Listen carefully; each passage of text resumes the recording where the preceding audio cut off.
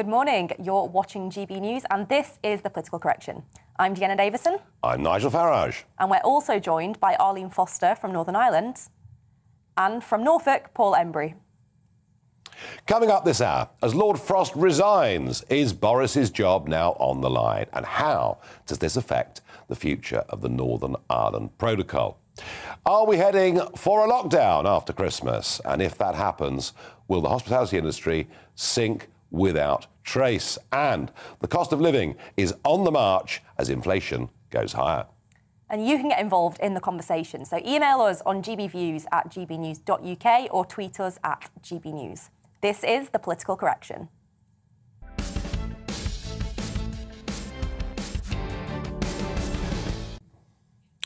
Well, it's been quite a week, really, hasn't it? And certainly a bad week for Boris Johnson. A crushing defeat in the North Shropshire by-election, having previously had a majority of 23,000. And then last night, and I think out of the blue, I mean, Frost had given one or two slightly critical speeches, but out of the blue, the man who'd helped negotiate Brexit and was still negotiating the Northern Ireland Protocol, Lord Frost, suddenly resigns. And let's get a quick update on what the political reaction to some of this is, if any, with our political correspondent, Tom Harwood. Tom, good morning. Good morning. Did you hear any gossip, any rumours, or did this, for you, as much as the rest of us, just come completely out of left field? Yeah, this was a surprise. No one was really expecting any resignations from the cabinet, certainly this side of Christmas. And yes, you're right that Lord Frost did give some warning shots, fired some warning shots, a very critical speech at the Margaret Thatcher conference hosted by the Centre for Policy Studies just 4 or 5 weeks ago, saying that really the government was in danger of not using the Brexit freedoms that had been hard fought for and hard won, not going down that path of smarter regulation, of lower tax, but in fact importing that failed European economic model to the UK, despite having left the European Union. That was a huge criticism levelled at this government. It stretched the bounds of collective responsibility. So potentially looking back at that speech, but also a speech that was given at the Adam Smith Institute's Christmas party, where he seemed to imply that sort of the cause of free markets were in retreat in this country, which is a quite remarkable thing for someone who is a member of the government to say, really, that his side is losing despite being in power. Really, we can now sort of retrospectively read the writing on the wall. But no, this was a surprise. Yeah, no, Tom, you're quite right. Having seen all of that, we should all have worked it out a long time before, but just about none of us actually did. But when you add this together with the appointment of Sir Simon Case to investigate the parties, and then the fact that he has to recuse himself, when you add to that the North Shropshire by-election, and it does feel that the problem is more to do with Boris Johnson than it is with the Conservative Party itself.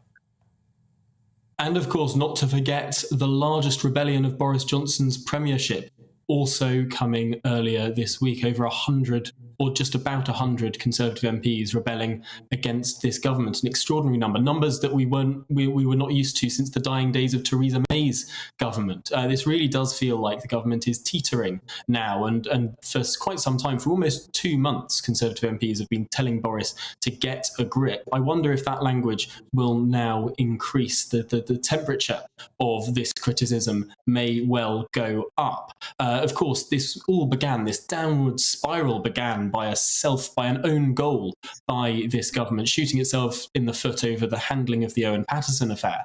And really, ever since then, down in the polls. And the big problem here for Boris is that he doesn't have this group of ideological soulmates within the party. In the same way that Margaret Thatcher did, through thick and thin, when she was down in the polls, people would still rally around her because they believed in her cause. Well, the defence that people always bring about Boris Johnson is that he wins elections, not that they like what he does ideologically. So his allies are basically fair weather friends. And the problem with that is that as soon as the Tories start losing by-elections, as soon as they're down in the polls, 9 points behind Keir Starmer's Labour Party,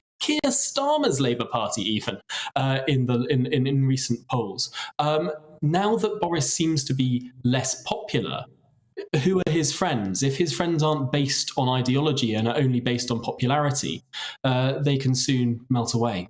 Yeah. Tom Harwood, thank you for that analysis. Don't go too far away. Any breaking news, please come back to us and we'll put you on immediately, because who knows? Thank you. Well, the point Tom made there about ideology, that's absolutely right. Margaret Thatcher did have a group of people around her and they all believed in pretty much the same things. I can fully understand why Lord Frost has resigned. After all, he is a true Brexiteer. You can see it, the passion in him when he talks about it. And he's a genuine Conservative. And so I can exactly see why he's left Boris Johnson's government. I really can. Deanna, you were one of the disloyal rebels earlier this week. Very disloyal. Very disloyal. I was. So I voted against the introduction of vaccine passports. I've been assured I'm not allowed to call them vaccine passports, COVID passes or whatever language we're supposed to use on them. I did, and I also voted against mandatory vaccinations for NHS staff as well. We were expecting a pretty sizable rebellion, but when we realised we'd reached numbers of 100, it was quite staggering, really. And I think it kind of goes to show that there is a lot of discontent on the Conservative backbenchers about the direction of travel at the moment, particularly with the handling of COVID. But I think it goes a little bit deeper than that too. I mean, Jenna, let's be honest about it. You were one of the least likely Conservative candidates to win a seat in the House of Commons. No, I mean that in the nicest possible way. Not because of your ability, but because of the seat and the background of the seat of Bishop Auckland. And your election was one of the really big handful of surprises that took place on that night back in 2019. And you're there because the North East voted for Brexit and Labour had turned their backs on those people and they hadn't changed their minds, and Boris was there saying all the right things. So let me ask you, you know, you owe your existence as a young MP, you know, in part to him. Do you think he can turn this round? Do you think he can bounce from here, or is the party over? Well, I'd argue with kind of your premise. I'd say that I owe my existence in Parliament to my constituents. You know, it's them who put me there, and it's them that I have to be loyal to above all else. And so, yeah, but Boris was a part of that, wasn't he? Yeah, there were a whole range of factors that came into play in that election. But obviously, I have to take a complete steer from my inbox and also use my own conscience as well when voting on these massive issues. And it became pretty clear instantly, particularly on this point about COVID passports, that my constituents were just not up for it at all. You know, the amount of incoming through my inbox, phone calls to the office, people getting really quite, you know, quite excitable about it. It was clear that I absolutely couldn't vote for it. But also, you know, my inner Conservative within just said this is a completely unconservative thing to do. Yeah. But I mean, it can be turned around. So, these things you think Boris can turn this around? I think it's definitely possible. Fair enough. It's going to be a rough ride for sure. I think they're going to have to be some serious changes at number 10, and we need to rebuild that trust, because at the moment the trust amongst the public is not really there. No, it has, and I'm guessing that the province of Northern Ireland this morning, amongst the unionist community, I'm guessing there will be very, very deep concern, because Arlene Foster, even though, and you know, and we knew, some of us, didn't we, that it was that part of the deal with the European Union, we knew that it was dreadful. And Lord Frost, of course, did negotiate that. Now, I suppose in his defence, you'd say, he was handed, you know, a very, very bad set of cards by Ollie Robbins and Theresa May. And he did appear, Arlene, to me at least, to have been battling very hard on the protocol and urging, look, if the other side won't budge, let's get rid of it. So I'm really very keen to get your reaction to what Frost has said. Yes, so thanks, Nigel. I don't think Lord Frost is a household name across GB, but he's certainly well known here in Northern Ireland as someone who has been leading on the negotiations on the protocol. Of course, you're right, he was involved in the negotiation initially of the protocol. He would argue, and has argued publicly, that he was set on a trajectory by Theresa May's government that really tied his hands. And what he's been trying to do since has been to deal with that. And it was set out in the July command paper, which we discussed back in July, that there were a number of things that needed to be sorted out. The trade border, the jurisdiction of the European Court of Justice. And something in me was a little alarmed towards the end of the week when I seen, and of course it's all hindsight now, but when you look back and you see there were briefings coming out from Whitehall and from the Chancellor's office and places like that, that actually the jurisdictional issue on the European Court of Justice would be dropped. And Frost was saying something different when he was challenged about it. And to me, that meant that there was an opening up of a difference between where Whitehall was, where the blob, as we call it, was, and where David Frost was. So he's obviously decided, seemingly on a number of issues, on the direction of the government in terms of COVID, in terms of tax powers, but also, I think, on the direction of the Brexit negotiations that he is going to leave. Interestingly, he did once before said that he should have resigned back at the time of the Theresa May issue, and he said he wished he had have done something then. Clearly, he's decided he needed to, on a point of principle, leave. But this is not good news for Northern Ireland, Nigel. We are very concerned.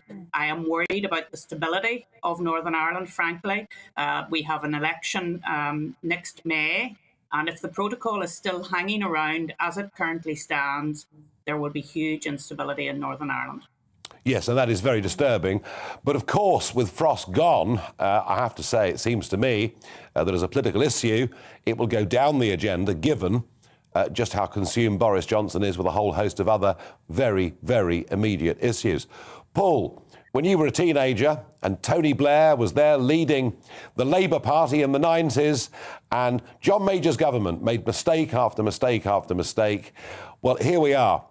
25 years on, I bet as a Labour man, you can't believe your luck, can you really?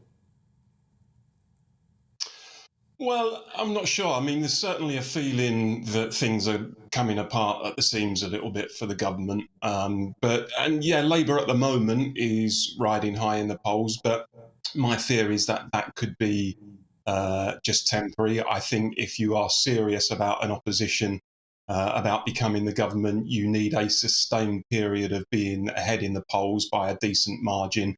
I don't think Labour should be popping champagne corks at the moment because it's temporary so far as we know. And there's an awful lot of work still to be done before Labour becomes electable again. But I do think there is this real issue that the government has, among large parts of the electorate in this country, lost its moral authority. And I think that when a government loses its moral authority, things can fall apart pretty quickly. And I think there's this sense as well, which has been exacerbated by the Lord Frost resignation, that there's just no grit at the centre of government at the moment. You know, they're being buffeted by events week to week, day to day almost. And without that grit, without that basic competence that the electorate demands, then I think the government is in all sorts of problems. But whether or not that means that Labour is poised to ride into number 10, I have to say I'm still quite doubtful about that. Well, you made the comment, moral authority, and that, of course, was a line that Keir Starmer used across the dispatch box, and it struck me over the course of the last couple of months. That was the most powerful thing that Starmer had said. That, to me, really did start to hit a little bit, and whatever Starmer's charisma, or perhaps something lack of charisma, I think in terms of some of the words that he's used, at the dispatch box, it was good. But, Paul, one last quick point on Labour, very, very quickly. Last Sunday, Boris Johnson addressed the nation and used the word emergency 4 times.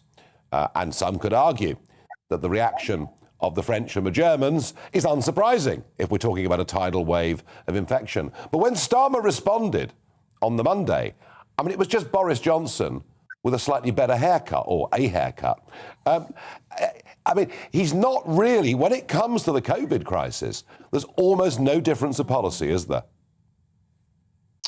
No, I think that's true. I mean, I have to say, I don't think it's that difficult to have a better haircut than Boris Johnson. So, yeah, we should give Keir Starmer credit for that. But there is no serious divergence between the two parties, the leaderships of the parties, at least, on the issue of how we respond to COVID. If anything, Labour has been more hardline. I have to say, I was pleased that at least 8 Labour MPs, it should have been many more, but 8 Labour MPs did vote against COVID passports in the Commons on Tuesday, and that was a good thing. But there are lots of people out there who are not comfortable, frankly, with the very hard line approach being taken in terms of the COVID restrictions, and are looking for a mainstream party to articulate some opposition to that. Labour isn't doing that, and I find that concerning. No, it isn't. It really, really isn't. Well, stay with us, because coming up, we take a look at the Lib Dem win in the North Shropshire by-election and the defeat for the Tories and for Labour.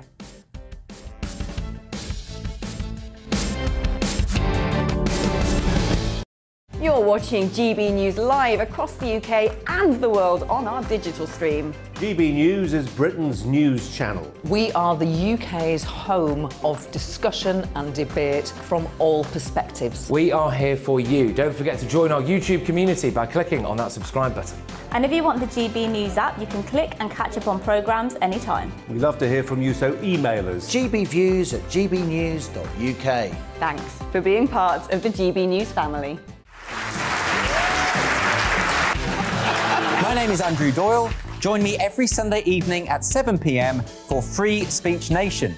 This is a show where we address current affairs and news stories of the week with the help of two wonderful comedian panellists. I brought in comics because I want to give it a lighter edge, and also they work for less.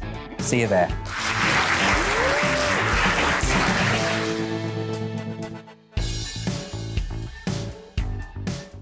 Join my show Farage, 7 p.m. till 8 p.m. Monday through Thursday, and there you will get opinion, analysis, debate, and I'll cover stories that nobody else dares to touch. And then for the last 15 minutes, talking pints. We're over a drink. We have a civilised conversation with someone. We very often disagree, but we do it in a grown-up way. Come and join me on Farage.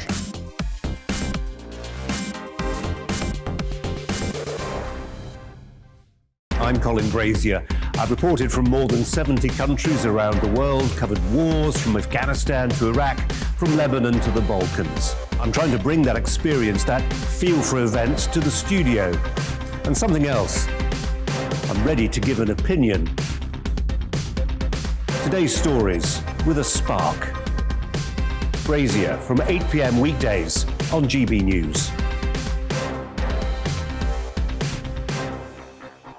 Join us for the Political Correction.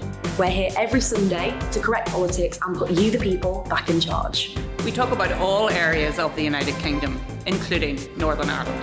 Our debate goes way beyond the Westminster Village. It's about the real country. It's about your opinion. So please, we want you to tell us what you think. This is the Political Correction.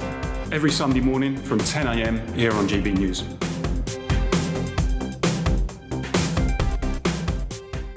You're watching GB News live across the UK, the world, and our digital stream. GB News is Britain's news channel. We are the UK's home of discussion and debate from all perspectives. We're here for you. Don't forget to join our community by hitting the subscribe button. And download the GB News app so you can click and catch up on programmes anytime. We love to hear from you. Email us at gbviews@gbnews.uk.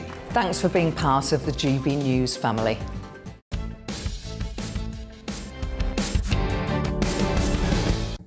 Well, welcome back to the Political Correction here on GB News.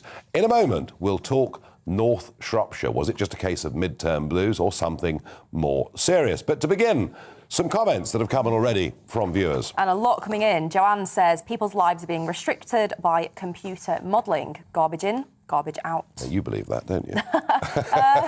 Maybe not in quite those words. But certainly, I think the models need looking into, for sure.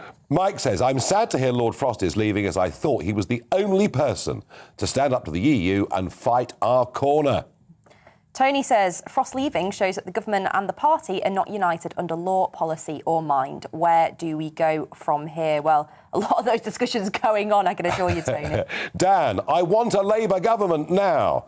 Too long have the Tories been blind to the issues and been infighting to cover their mistakes.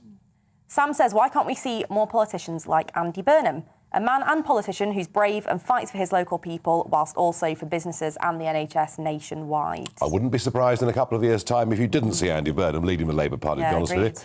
Jen says, people who criticise Boris forget how he got into power. He lied and failed in his position as Foreign Secretary.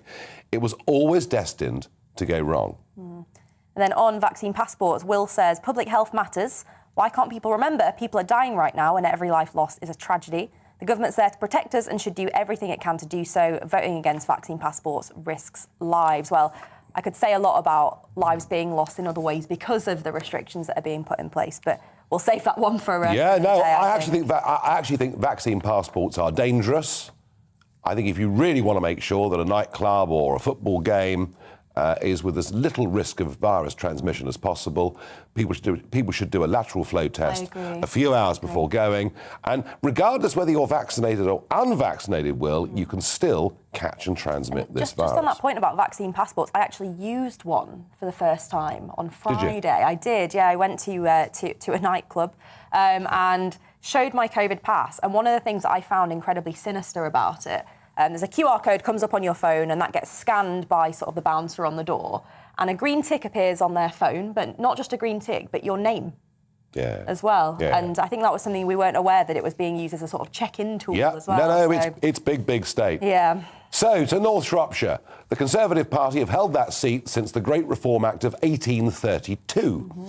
And the majority was massive, 23,000. And yet, now the Liberal Democrats, they are by-election specialists. I've watched them do this before. They can put, unbelievably, up to 1,000 people a day into those constituencies, out knocking on doors, out persuading, and they're really good at squeezing the vote of the other parties. In this case, we were told Labour were making efforts, but their vote fell, significantly.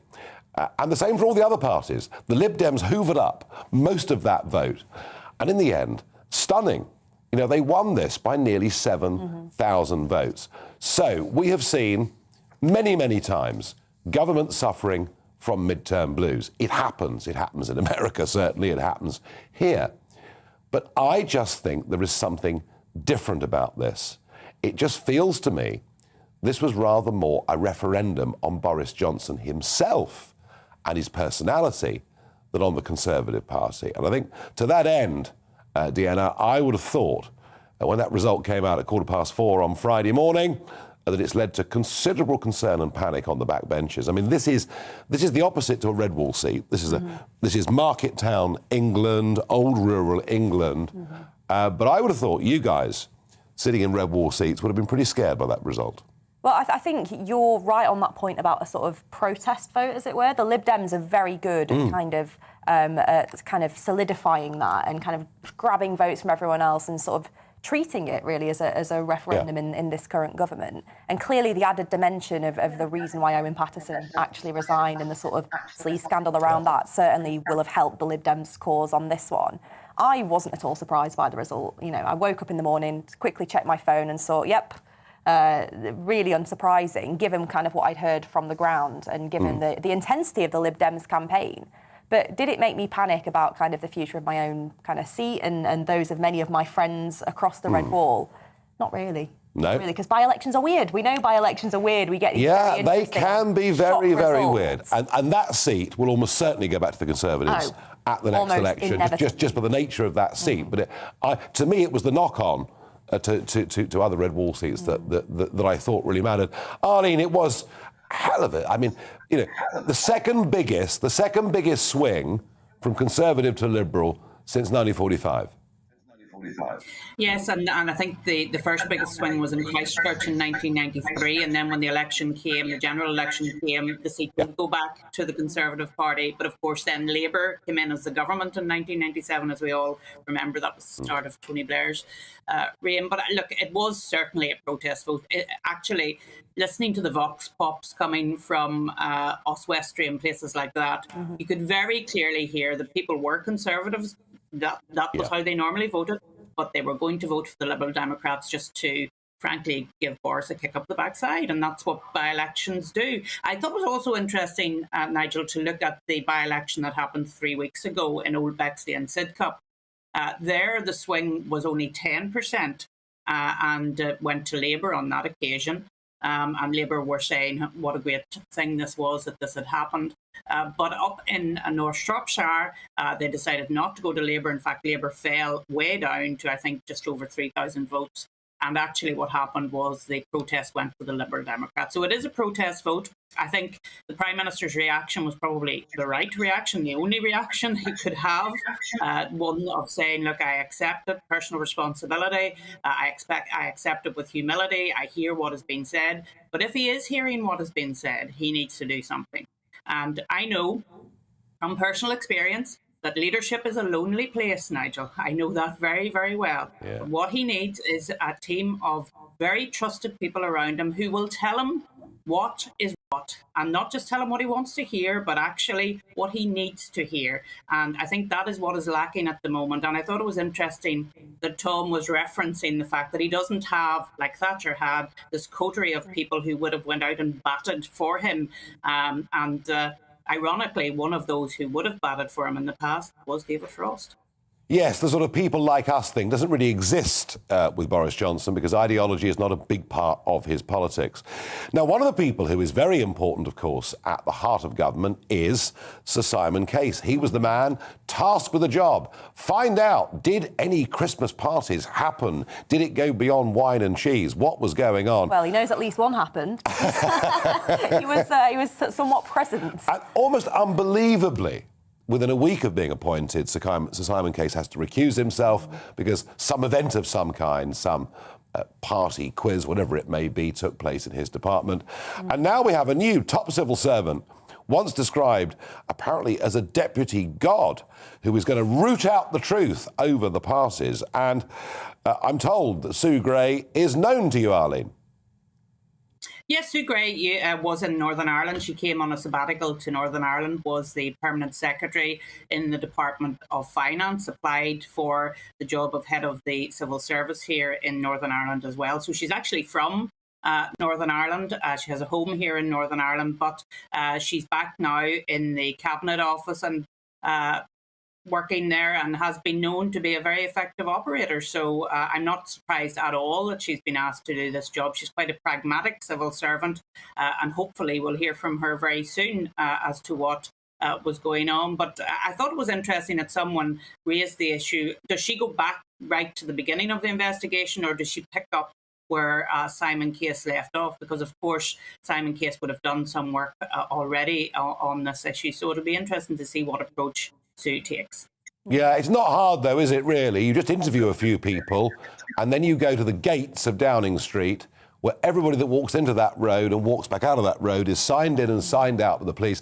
I could sort this out this afternoon, Boris, if you want me to. I mean, it wouldn't take me more. Should have asked you. Nigel.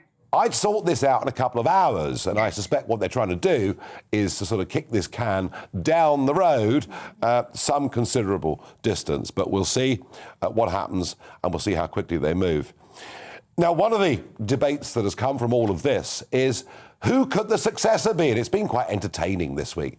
Rishi Sunak, missing in action. I couldn't find out where he was. We then learned he was in California.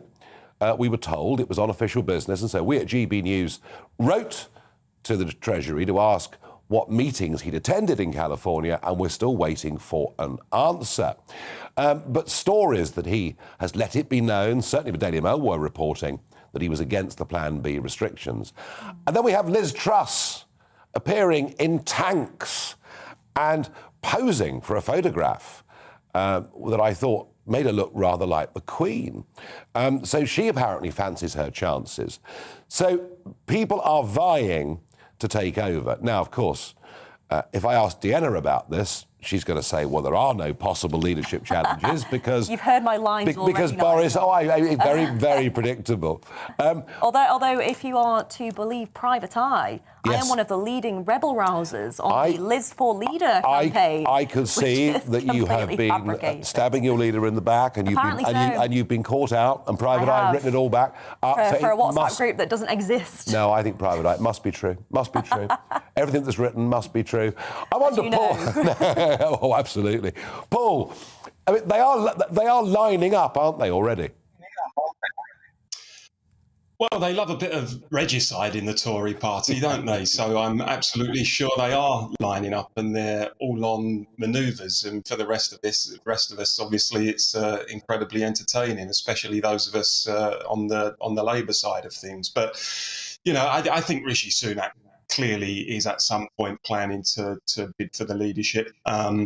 Liz Truss is kind of improving her public image with this sort of Thatcherite Iron Lady appeal, sitting in tanks and wrapping herself in the Union Jack and stuff. I mean, I think she has quite an odd backstory, actually. She was the president of Liberal Democrat students at one point in her life and seems to have gone on this trajectory off to the right. But I have to say, on a serious point, that, I mean, I think probably the last thing that we need at the moment as we come out of COVID is that kind of Thatcherite rolling back the frontiers of the state, privatising everything, handing over everything to the market and letting that dominate. I think that's the last thing that we need at the moment. So it would be a big fat no from me for Liz Truss. But having said that, there's probably not a single Tory I would particularly like. Well, that's the point, isn't it? It's interesting when you look at the sort of internal party polling as well. Think of things like Conservative Home, who do their monthly survey on the approval rating of various cabinet ministers. And Liz Truss has been leading that for a really long time. And do you know who was in second place for the past few months? Tell me. Lord Frost. Well, now here's very well respected. Here's a Sunday morning Conservative rank and file. Here's a Sunday morning thought. I think Paul's completely wrong. I think actually a bit of deregulation, make people richer, get some social mobility moving again might be quite fun. I agree. And because he's not in the studio, I'm not going to give him right a reply on that. But here is a fun idea. Right, Frost, who, as I say, when he talked about Brexit, looked like a UKIPper. He really, really believed in this stuff. When he gave those speeches that Tom Harwood mentioned, the clues were there in terms of what he believes in. What about Lord Frost? Here's a really good idea. Renounces the peerage and says that he'll put his name forward as a Conservative candidate for the next by-election. Now, that really would be a new name, would it not, that would go into the hat pretty quickly for the next potential Tory leader. By the way, I'm not suggesting, folks, for one moment that it is going to happen, but I think it would be jolly interesting if it did. Now, coming up, we're going to be talking about rumours of a 2-week circuit breaker. That means another lockdown.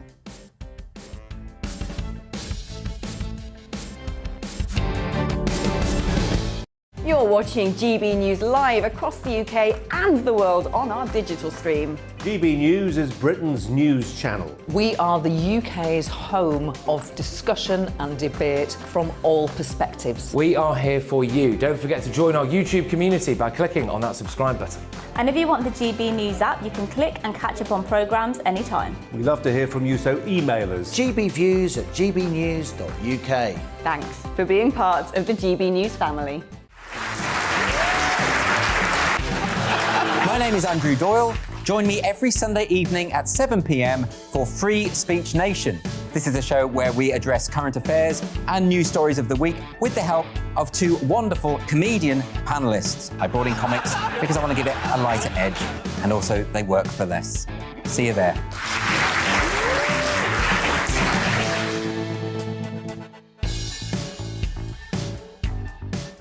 Join my show, Farage, 7 p.m. till 8 p.m, Monday through Thursday. And there you will get opinion, analysis, debate, and I'll cover stories that nobody else dares to touch. And then for the last 15 minutes, talking pints. We're over a drink. We have a civilised conversation with someone. We very often disagree, but we do it in a grown-up way. Come and join me on Farage.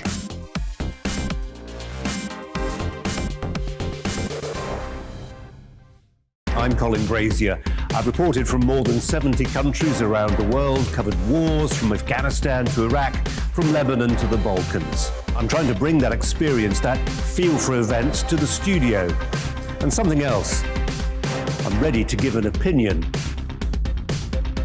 Today's stories with a spark. Brazier from 8 p.m. weekdays on GB News.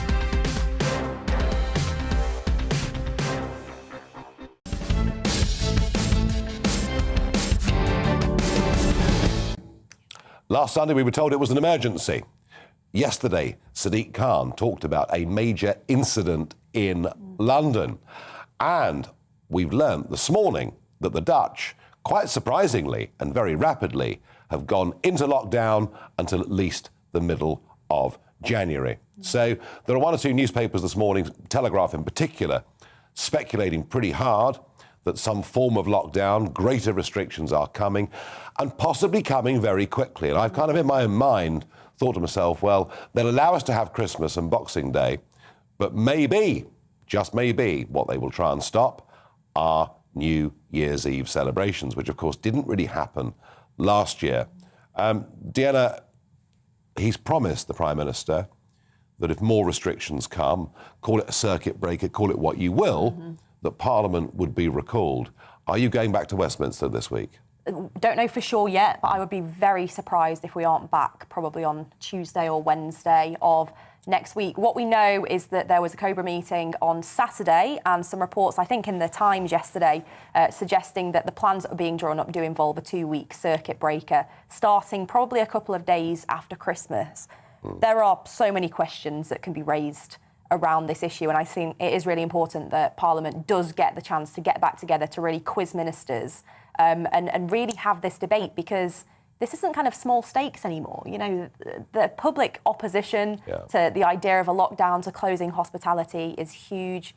The hospitality sector has been struggling already for 2 years, and we know that they get probably about 25% of their revenue across December and January, across this Christmas period. We've seen reports of mass cancellations of bookings, you know, restaurants that look like kind of ghost towns or the result of a zombie apocalypse or something. But not just that, the mental health implications, the impact on people's relationships, the impact of people not seeing their families, potentially once again not getting another proper Christmas period with their loved ones. And kids going back to school, I know. and I mean, all of these things. Well, Lord Frost was known to be very unhappy about the Plan B restrictions, and one does wonder whether the prospect of another lockdown was part of the reason for this happening. I mean, I just don't know. Arlene, the Dutch overnight have introduced, as I say, this lockdown in response to their 5th coronavirus wave, and one could sort of joke about what we'll be doing when the 55th wave comes. But, I mean, how do you feel about us going into this circuit breaker, given the vast numbers of people that have been double jabbed and are now being encouraged to be triple jabbed? Is there a point where we just start to sort of lose confidence in all of this? Well, I think there's no doubt there is something coming. I noticed that the Prime Minister was engaging with Nicola Sturgeon, with Mark Drakeford, with the First and Deputy First Minister here in Northern Ireland over the weekend, the Cobra that happened on Saturday. Here in Northern Ireland, we've been watching what's happening in the Republic of Ireland. They are now closing their pubs at 8 o'clock at night. So I think that there definitely is something coming. As you have rightly said, the Dutch have taken quite swift action and have closed hairdressers. What a tragedy that will be if that happens again. I have to say it'll be hugely impactful. You know, things like that. I remember during the first lockdown, you came to know what was important in people's lives, and it's a small thing. But ladies who go to the hairdressers every week were in a dreadful way about the fact they couldn't get their hair done, and it had a real impact on their well-being and along with everything else. So, you know, we take these decisions in government, and I was part of those decision-making processes, but we don't realise the impact it has until people start contacting us and feeding that information through. We do now know.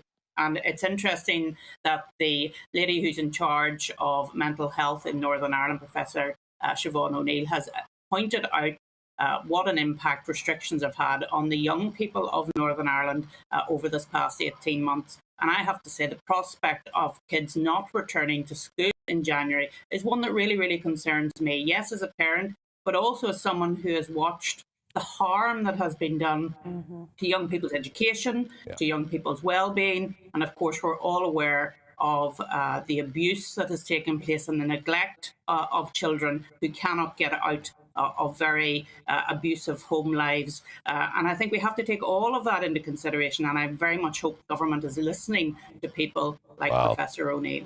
No, so do I. Well, hairdressers not top of my list, Arlene, but pubs and restaurants are very, very dear to me. And Paul, you know, TV chef Tom Kerridge saying that he's had, 650 bookings axed over the course of the last few days. And certainly I was out and about on Friday in London, and you would have expected the place to be heaving, and it really, really wasn't.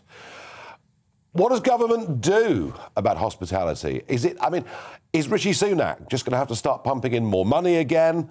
Are we even going to have to start thinking about furlough again, in your opinion? I think we probably are, because we've got a lockdown in all but name at the moment, and the impact on businesses and some individuals is just as severe as it was during the official lockdown. So I think we do need to start looking at things like furlough plans going forward. But you know, looking back over the last 21 months, Nigel, one thing that strikes me is when we went into the first lockdown in March 2020. 21 months ago, we were told by the government that they were going to use that time to build capacity in the National Health Service to make sure that going forward we were able to cope much better. 21 months down the line, it seems to me that that plan has just been forgotten. I mean, I'm not sure that there is much extra capacity now in the National Health Service than there was at the time. So you do have to ask the question, when we're facing what is essentially the same virus, albeit with some variants, and we now have the vaccines, yet here we are 21 months after the first lockdown, considering whether to enter another one on the basis that the NHS still can't cope, then I have to say something has gone badly wrong. And I think at this point as well, when you look at the Omicron variant, most, I think, studies show that it is a fairly mild variant. So then when you get into the territory of potentially closing down the country on the basis of something that isn't, so far as we can see, terribly severe, then I think we're in danger of making some very seriously wrong decisions, which will come back to haunt us. Paul, I agree. The hospital capacity thing really makes me angry. Deanna, whatever happened? The Nightingale hospitals, all of this being championed, and it did appear to be remarkable what happened. I think, you know, a couple of military people were put in charge. It was brilliantly done. Where are they? What's going on? The speed at which the Nightingale hospitals were sort of set up and ready it was to go fantastic. was really incredible. No, it really was. But I think, you know, they were kind of stood down as we kind of got over the worst of it. Obviously, the peak in January, thankfully, wasn't as bad as had sort of been anticipated, which I think in itself opens up more questions about the modelling that we've been using. And I know there are a lot of questions around that with regards to Omicron. Even hearing that the modelling that's been done by SAGE is based on only worst-case scenarios that are being presented to ministers. Nothing about best-case scenarios, nothing about, you know, if it is less severe, if Omicron's less severe, which is quite astonishing. You would think if you were modelling, you'd have a sort of best-case, worst-case, middle, give those to ministers and allow them to make a decision based on that. But what we're hearing at the moment is that hasn't been the case at all. And I think we're in real danger of kind of fear-mongering and once again going down a tunnel-visioned COVID public health route without taking into account all those wider impacts that we've discussed on this show so many times. I can sense all of us in this discussion getting increasingly frustrated with a lot of what's going on. And, of course, we've seen protests happening all over Europe over the course of the last few weeks. Another big protest in London yesterday. Now, I'm sure that most people who attended yesterday had the best of intentions, but it finished up with some, well, frankly, close to a riot outside Downing Street in Whitehall. Several police officers injured, barriers smashed down, really threatening, abusive screaming and behaviour, and it was pretty nasty. And whilst I think we need to have a debate about our civil liberties and what's happening to them, whilst we need to have a debate about the vaccines and the fact that, frankly, they haven't delivered the results that we all thought they were going to 6-9 months ago, I think behaviour like this actually damages the cause of those of us that want to have a proper debate. And frankly, some of the things that were said by Piers Corbyn yesterday were an absolute, total disgrace. He was openly advocating violence against the offices of serving members of Parliament. And I'm really pleased to hear this morning that he has now been arrested. But Arlene, you know, when you get such extremes on the anti-vax, anti-lockdown side, it does make it difficult for us, doesn't it, to have a proper grown-up debate about these issues? Yes, I think it does. And the problem is that any protest, there's always the capacity for a number of people to come along to that and to disrupt it and to use it for their own ends. I have no doubt that the majority of people who were on protest wanted to make a point to the government and wanted to make sure that the government heard their voice. But unfortunately, the news today is all about Piers Corbyn and what he had to say about, and I'm not even going to repeat what he had to say, but it was quite disgraceful. You're absolutely right to call it out. And I'm pleased as well that the Metropolitan Police have arrested him this morning as well. Yeah, no, pretty shocking stuff, Paul, wasn't it?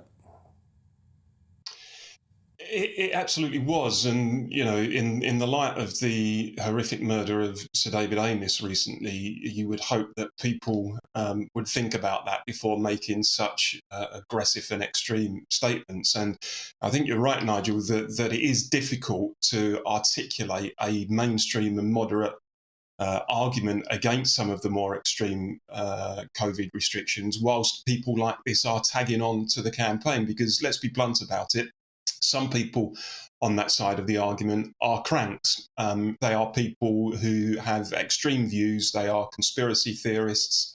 And in doing what they're doing and peddling the nonsense that they're peddling, they're undermining what is, in many respects, a very strong argument that I think would resonate with people. So we really need to distance these people and get them out of the camp as soon as possible. I think they are literally putting lives at risk as well, because as we know, this sort of anti-vax rhetoric does spread, and there are people who believe in some of it, even if it isn't entirely based on facts and on truth. And as we've seen from recent hospitalisation and recent kind of COVID death stats, an awful lot of those people are people who chose not to get vaccinated. Well, you know, again, we need to have proper informed debate. Yeah. I mean, Nadine Dorries earlier this week said that, you know, 95% of those in hospital have not been vaccinated. When the figures were checked, that just wasn't true. Just was not true. Actually, of those in intensive care, it was about 50-50. Those who had been vaccinated, those who haven't. Because they're in ICU for all sorts of reasons other than COVID. So you know, we do need honest debate, and I do think yesterday, I think we all agree, did hurt us. Now, across the other side of the English Channel, the Dutch overnight have locked down nothing but essential shops. That lockdown goes on until the middle of January, and perhaps even longer. And I touched on this earlier. You know, all the use of emergency, everything Sadiq Khan was saying about London yesterday, the tidal wave of infections that we can expect, unsurprisingly, has meant the French and now the Germans are saying we don't want Brits visiting our country. Isn't this all a bit of a self-inflicted wound, Deanna? And I mean, hundreds of thousands of people who'd have been planning to go across on ferries and through Eurotunnel over the course of the next few days, they're going to be pretty angry. I mean, has Boris made us a sort of pariah state by what he said? I think you look at London in particular, and yeah, we've seen that Omicron cases are growing quite rapidly in London, and clearly that is something that will be on the minds of those making these decisions like Sadiq Khan. But I think there is a little bit of kind of self-fulfilling prophecy in the sense that, you know, we're saying we're really concerned about hospitality, and yet people are leaving London in a sort of mass exodus to go and return to their families or get as far away as they possibly can because they're so concerned. It's really difficult. I think it's going to be a really difficult winter for so many people. I'm interested to see how it does play out kind of in Parliament over the next few days, if we do get recalled, if we don't. But I think if there's one thing we're all united in, it's just wanting this whole thing to be over. Well, yes, it doesn't look like it's going to be, does it? I did joke about, you know, the 55th wave. Yeah. And the governments, you know, the government contractors working on test and trace and everything else now have options out to 2025 to continue with this work. And we've got to learn to live with this. Let's pick up, shall we, on some of the views that are coming in, Deanna? Yeah, we've had loads.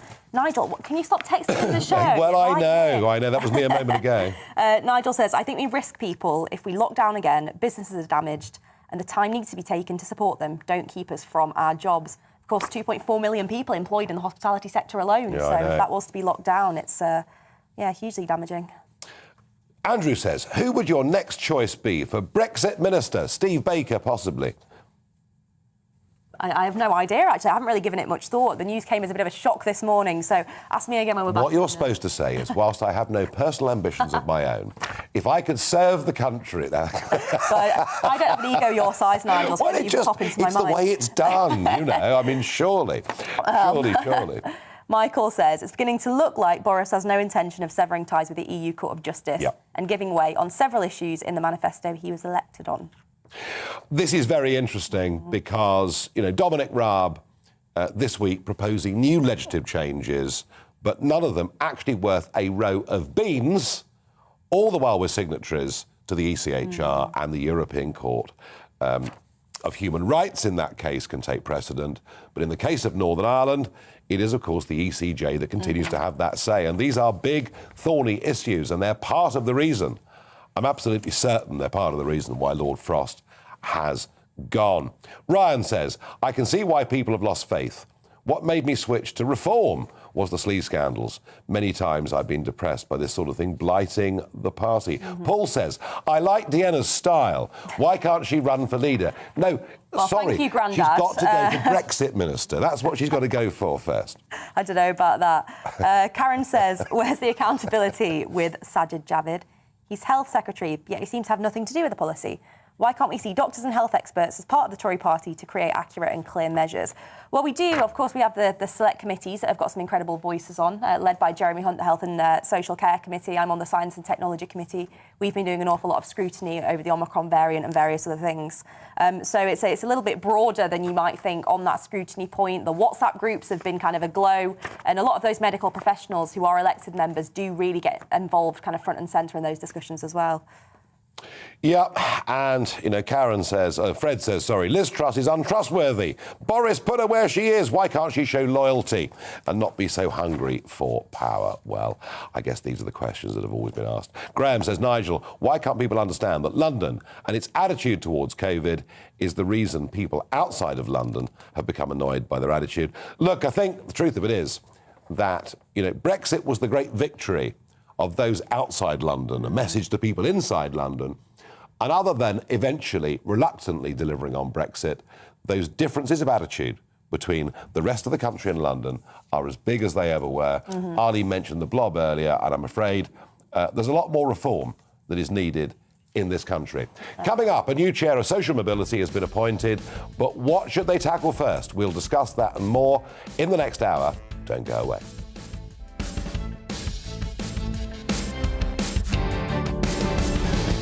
You're watching GB News live across the UK and the world on our digital stream. GB News is Britain's news channel. We are the UK's home of discussion and debate from all perspectives. We are here for you. Don't forget to join our YouTube community by clicking on that subscribe button.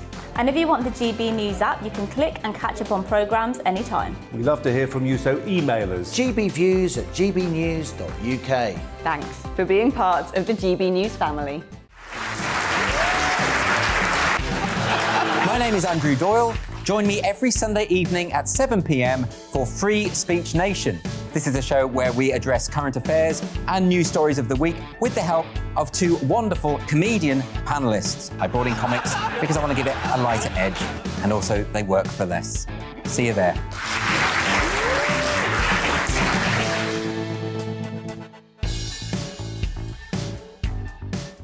Join my show, Farage, 7 p.m. till 8 p.m, Monday through Thursday. And there you will get opinion, analysis, debate, and I'll cover stories that nobody else dares to touch. And then for the last 15 minutes, talking pints. We're over a drink. We have a civilised conversation with someone. We very often disagree, but we do it in a grown-up way. Come and join me on Farage.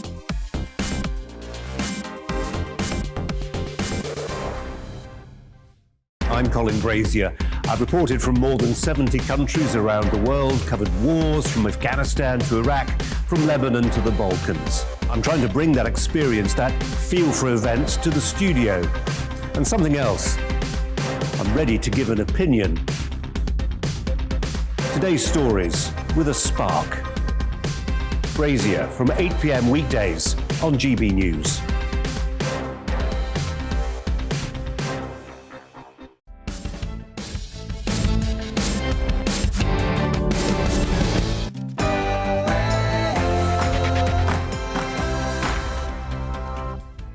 Good morning, you're watching GB News. Coming up on the political correction, Brexit Minister Lord Frost resigns. Not a great week for Boris so far.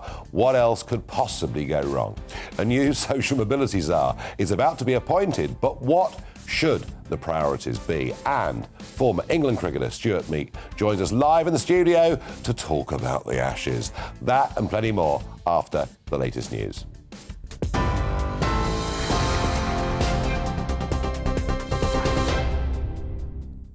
Good morning, I'm Bethany Elsey. This is your news at 11 o'clock. The Brexit Minister has resigned with immediate effect.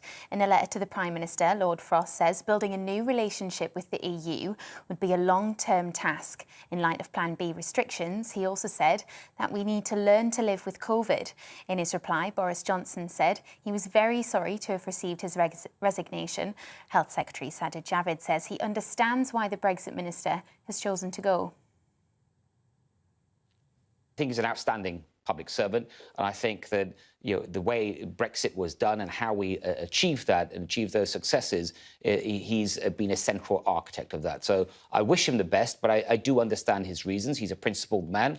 Principled people do resign from the government. I know all about that, and that's something that's a decision for him to take. The Health Secretary says he cannot rule out new COVID-19 restrictions before Christmas.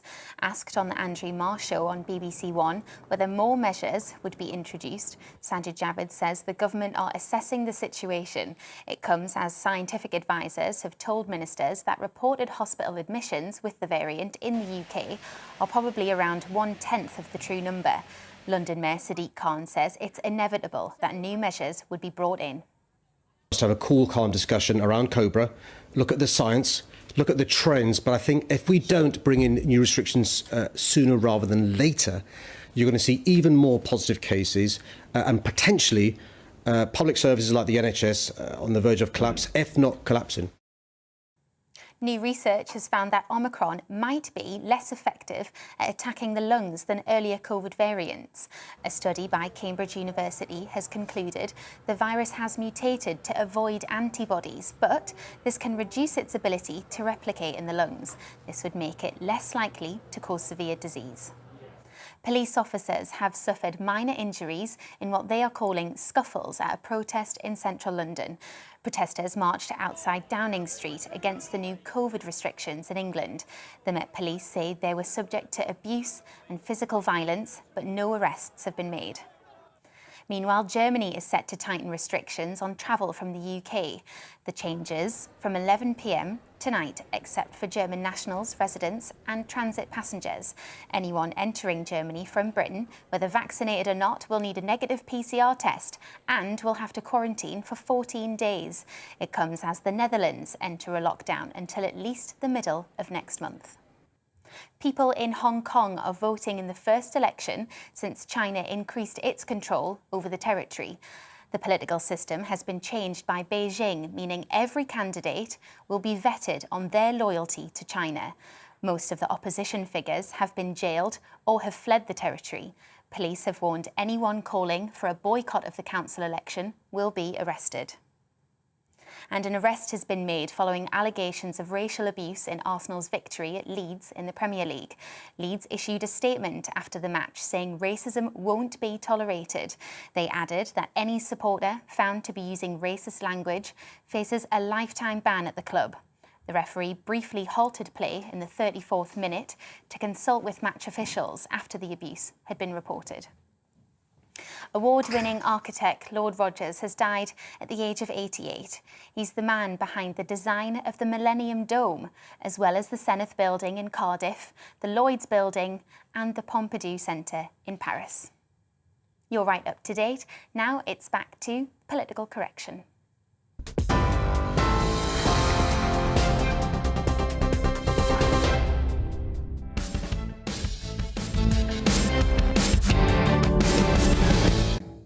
Well, good morning. You're watching GB News and this is The Political Correction. I'm Deanna Davison. I'm Nigel Farage. And we're also joined by Arlene Foster from Northern Ireland.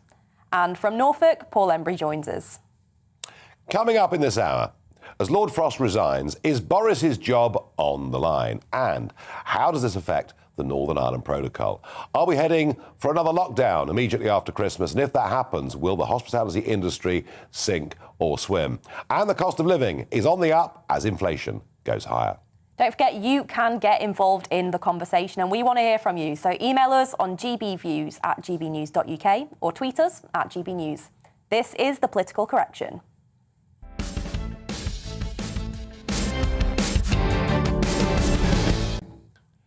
Well, pretty extraordinary stuff. I mean, the week starts with a big rebellion. 99 Conservative members of Parliament rebel against vaccine passports. A rebellion nearly as big as the one, I think 118 was the biggest one that Mrs May suffered from over her so-called Brexit deal. So that's how the week kind of starts. We then head into the fact that Sir Simon Case, who's been put in charge of finding out whether parties took place in Downing Street and in government buildings last year, has to recuse himself because his own department apparently had an event of some kind. Then we get the North Shropshire by-election, where a 23,000 Conservative majority turns into a 7,000 Liberal Democrat majority. And if things weren't bad enough, last night at about 8 o'clock or so, we learnt that Lord Frost, the Brexit negotiator and the man still battling away on the Northern Ireland Protocol, has resigned. It was a complete bolt from the blue. None of us had expected it. None of us had read it. He had given speeches to think tanks over the course of the last couple of months where perhaps we should have seen the clues. Deanna, for Boris Johnson, who is already pretty embattled as Prime Minister, this is a very serious moment for him, isn't it? Well, I certainly don't envy the Prime Minister for what he's had to go through over the past 2 years, let alone the past 2 weeks. But, you know, I think one of the key things about Lord Frost was that he was, as you said, a dedicated Brexiteer right from the get-go.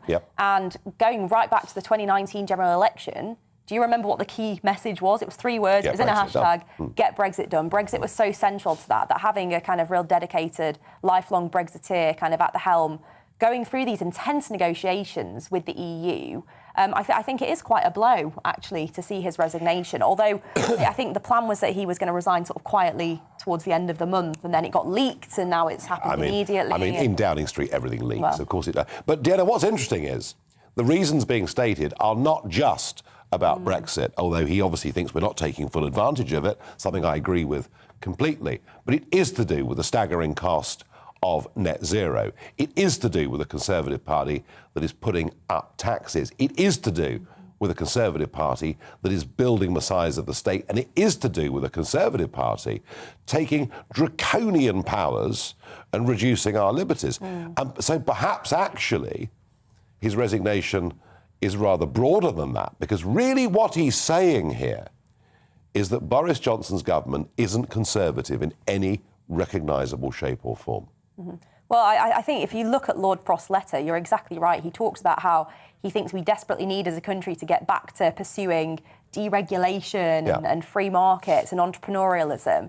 And I think there are a lot of people right across the Conservative Party that do completely agree with that. I mean, the COVID pandemic has made that harder. There has been a lot more government intervention than we're certainly used to, and in many ways for the best, certainly in the early stages of the pandemic. But, you know, I think there will be a lot of people, both elected Conservative members and certainly Conservative membership broadly across the country, who find themselves in deep sympathy with a lot of what Lord Frost said in his letter. And voters too, of course. Arlene, how big a blow do you think this is? Because, you know, Lord Frost was very, very close to the Prime Minister over the course of these last few years.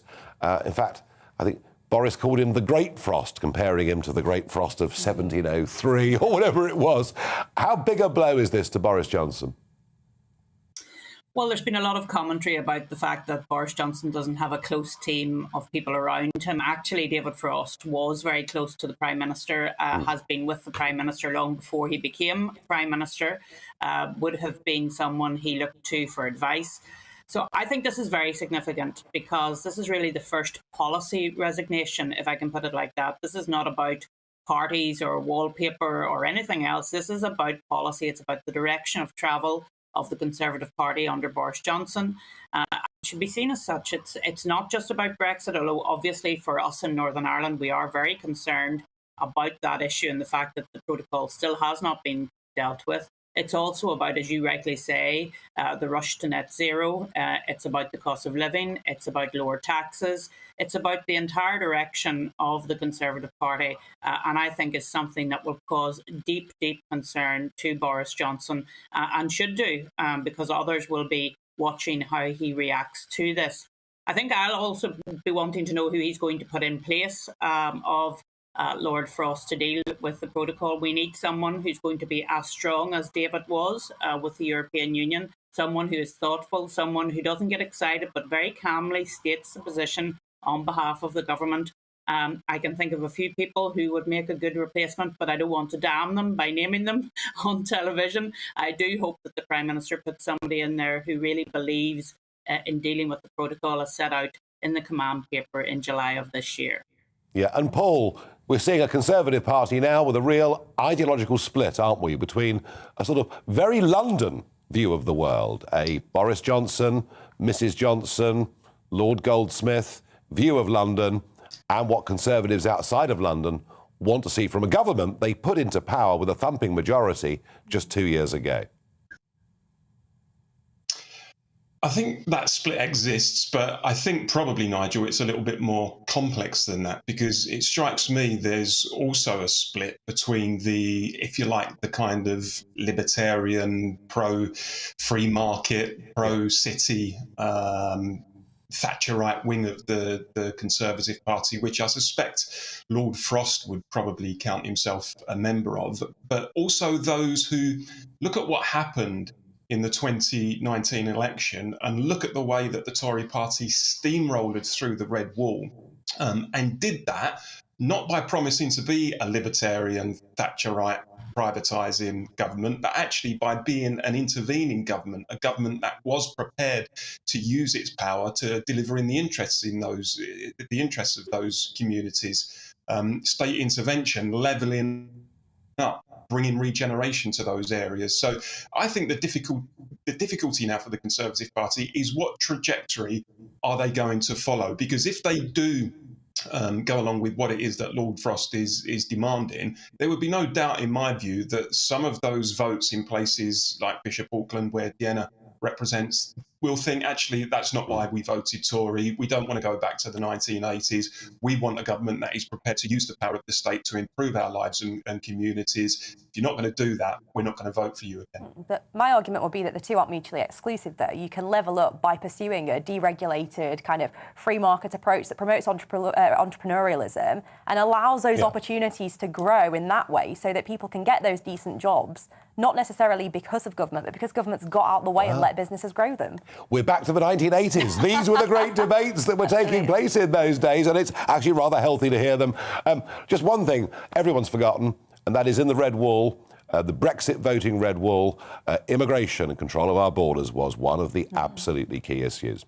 Now, the reason that I was able to watch at 4:15 the declaration from Shropshire North is that I was up anyway.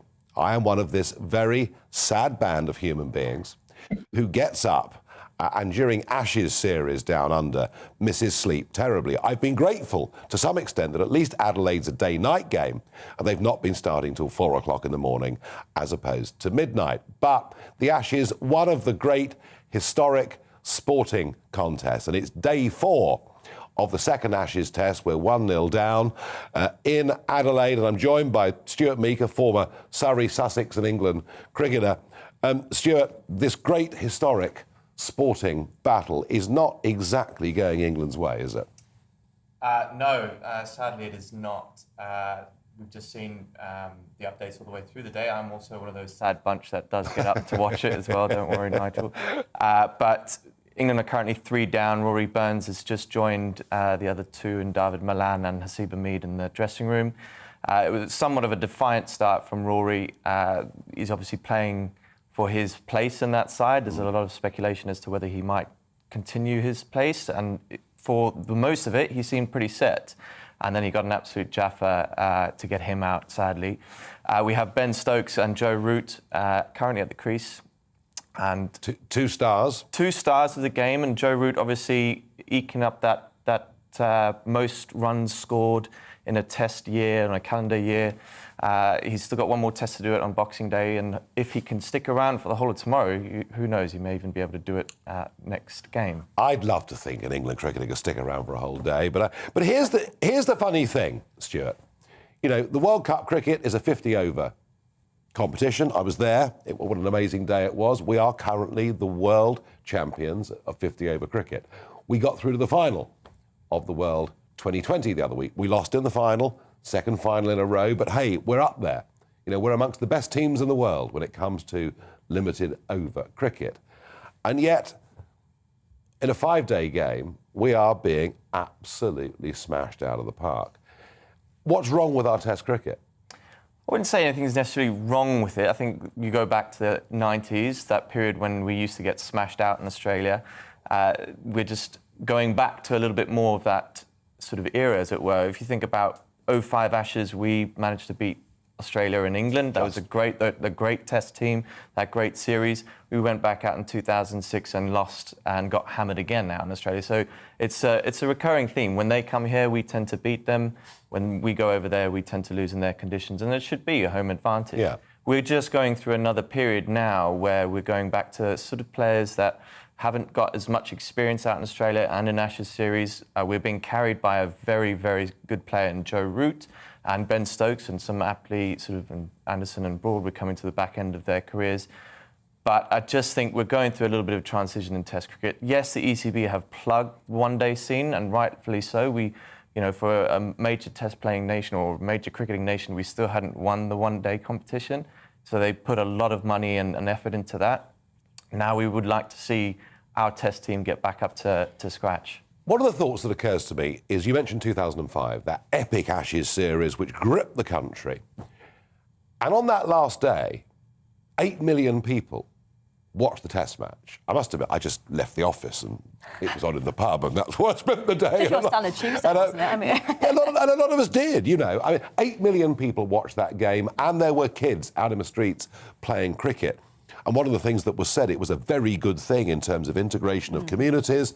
A lot of the people here from the subcontinent, you know, their kids had watched it and were out playing cricket.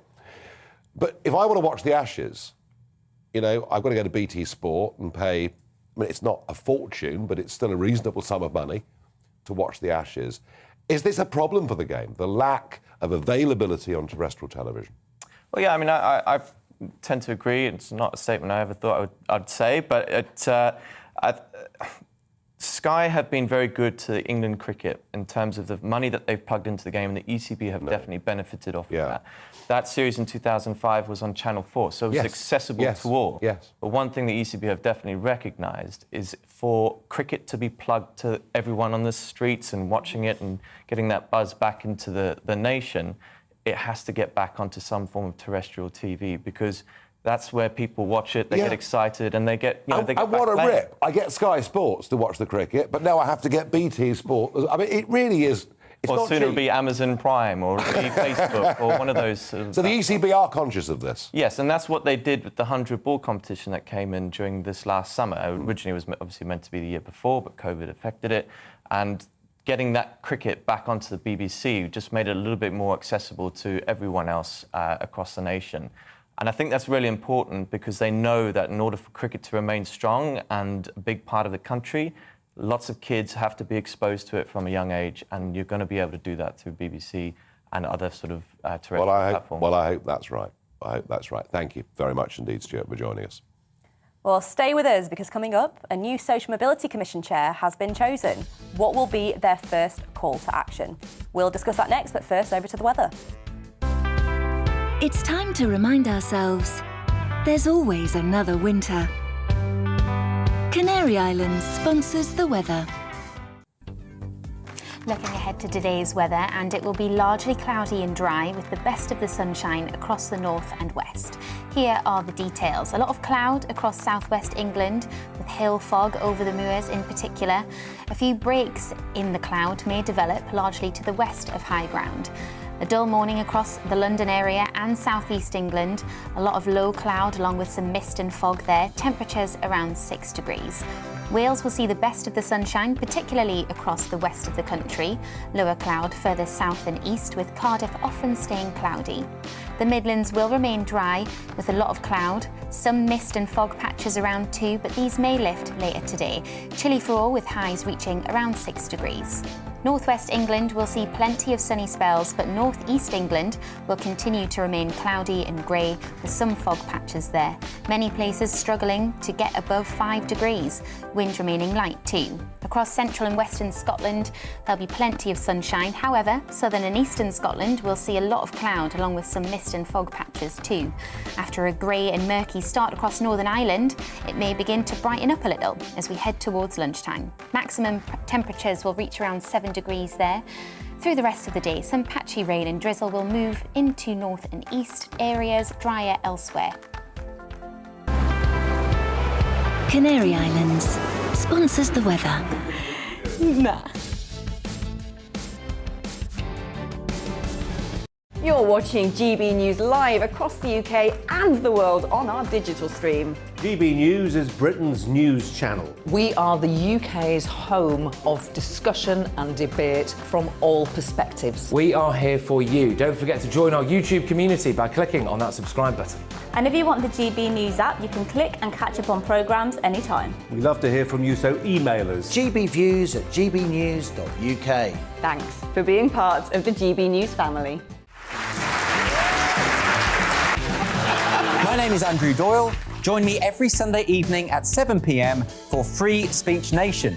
This is a show where we address current affairs and news stories of the week with the help of two wonderful comedian panellists. I brought in comics because I want to give it a lighter edge, and also they work for less. See you there.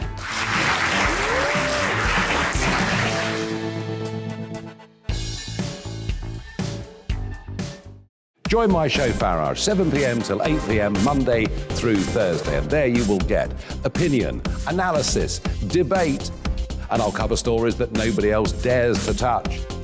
And then for the last 15 minutes, talking pints. We're over a drink. We have a civilised conversation with someone. We very often disagree, but we do it in a grown-up way. Come and join me on Farage.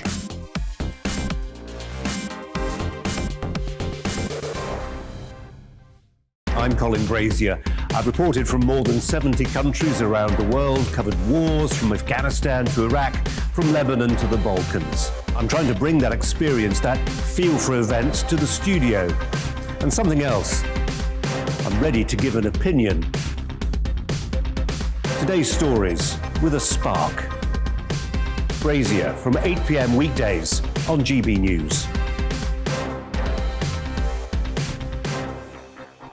Join us for Political Correction. We're here every Sunday to correct politics and put you, the people, back in charge. We talk about all areas of the United Kingdom, including Northern Ireland. Our debate goes way beyond the Westminster Village. It's about the real country. It's about your opinion. So please, we want you to tell us what you think. This is Political Correction. Every Sunday morning from 10 a.m. here on GB News.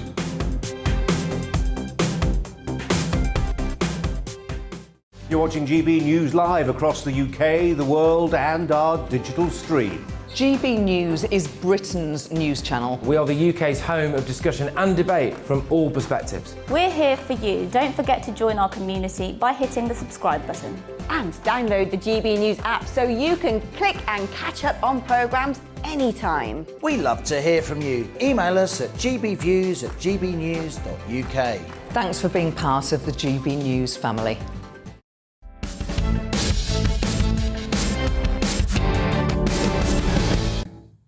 Welcome back. Your opinions flooding in from our debates this morning. Lee says broken promises, increasing taxes and living costs, lockdown measures, and a vote of no confidence from the public, let alone from Conservative backbenchers. This Parliament and government should be very worried about the next general election. People will not forget this betrayal. Well, often people do forget, and prime ministers can bounce. Yeah. The question is, can this one? A bit of north-south divide here from Sheila, who says, why should the whole country be locked down because of London? Just shut London. After all, they don't care about the rest of us. A message that resonates in Bishop Auckland, for sure. Jenny says, I voted against Labour because of Brexit, but now constant betrayal has made me turn red. I'm sure a lot of the country who voted blue last time will follow suit. Interesting point. Interesting.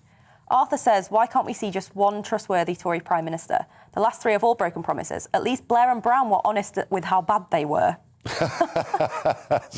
Xander says, I can see no difference due to lockdown and authoritarianism. Xander, we've got three forms of, almost three forms in England of social democratic, big state, high tax parties. There isn't much to choose between them. Mm-hmm.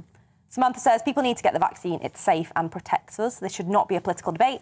Not getting it risks others and ourselves. We cannot escape the pandemic without it. Going back to our discussion earlier about anti-vax brigade. Samantha, the vaccine may make us less ill. It doesn't stop us catching COVID. And it doesn't stop us transmitting COVID. And actually, Professor Whitty the other day was pretty much saying against Omicron, a lot of the vaccines that we've had, or so-called vaccines we've had over the course of the last year, almost don't make any difference to us catching it. It's just a question of how ill we get. And that's where, that is where the evidence says you're better off to have it than not to have it. Absolutely. We've got Peter here who says the public would prefer Rishi Sunak or Sajid Javid as next Tory leader. It's funny that we're constantly told we're a racist country. Yeah, Peter, I don't think, we're not, and that's just the end of it, really, isn't it? Lauren says, why do the Treasury not introduce a hospitality bond using the money raised to help bars, restaurants, theatres, etc. during lockdown?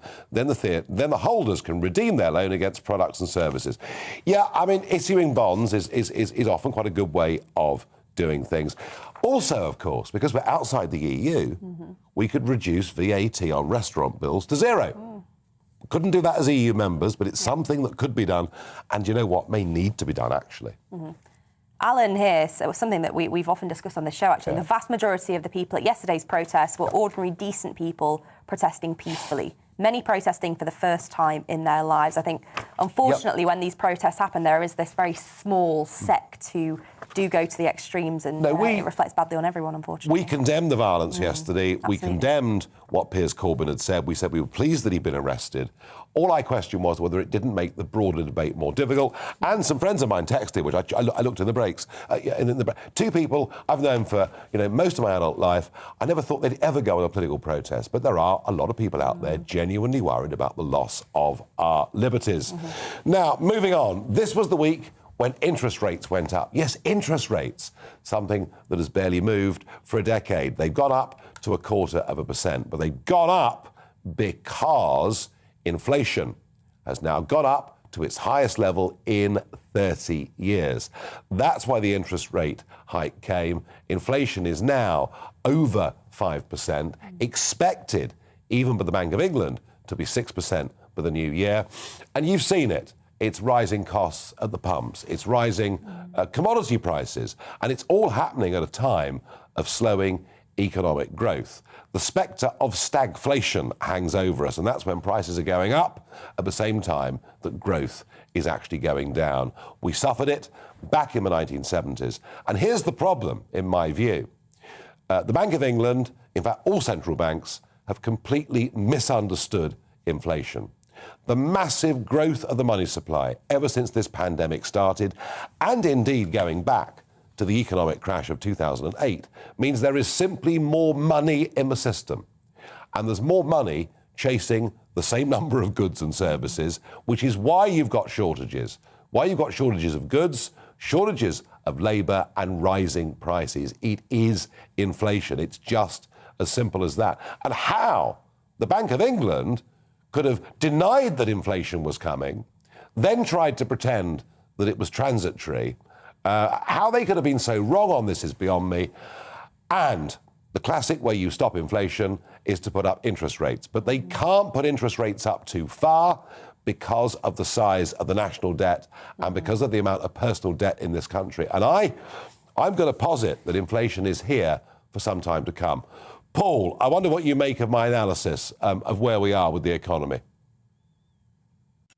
Well, I'd say I would love to agree with you, Nigel, but then we'd both be wrong, wouldn't we? I think the reality is, I think, inflation is going up largely because we are seeing some supply side issues. We are seeing problems with supply chains, which is creating a shortage of goods in some cases. And in truth, what's happening is there is a post-lockdown adjustment going on within the economy. And I think that is the main driver of inflation. I don't think there is any evidence that this is likely to become embedded, that this is likely to be a problem over several months or several years. And I have to say, I think the last thing we need at the moment, when we've got an economy that is essentially sluggish, is whacking up interest rates in a way that cuts off growth. What would that do for investment? What would that do for jobs? What would it do for the unemployment rate? What would it do for those who live and work in the real economy? What would it do for our manufacturing sector and any possibility of reviving our industrial base? So of course, you always need to keep a check on inflation, but I don't sense this as being embedded. And I think the real danger of rising interest rates is that you then end up trashing the economy. And I'm really fearful now that could happen.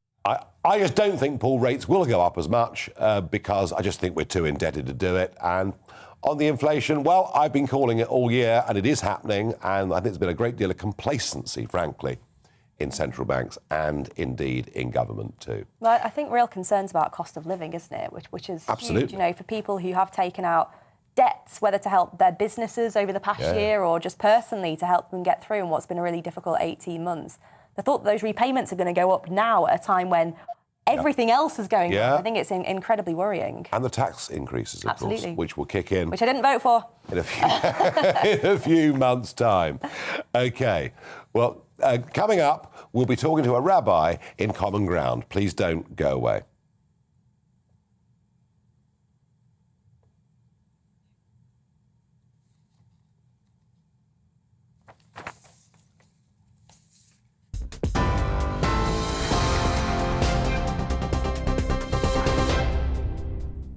I'm Bethany Elsey. Here are your latest headlines.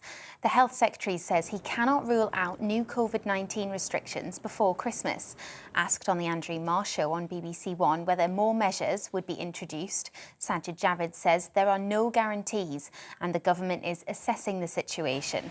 It comes as scientific advisors have told ministers that reported hospital admissions with the variant in the UK are probably around 1/10 of the true number. The Brexit minister has resigned with immediate effect. In a letter to the Prime Minister, Lord Frost says building a new relationship with the EU would be a long-term task. In light of Plan B restrictions, he also said that we need to learn to live with COVID. In his reply, Boris Johnson said he was very sorry to have received his resignation. Germany is set to tighten restrictions on travel from the UK. The changes, which will come into force from 11 p.m. tonight, will be not imposed on German nationals, residents and transit passengers. Anyone entering from Germany from Britain, whether vaccinated or not, will need a negative PCR test and will have to quarantine for 14 days. It comes as the Netherlands enter a lockdown until at least the middle of next month. Award-winning architect Lord Rogers has died at the age of 88. He's the man behind the design of the Millennium Dome, as well as the Senedd Building in Cardiff, the Lloyd's Building and the Pompidou Centre in Paris. You're right up to date. I'll have more on all of today's main stories in half an hour.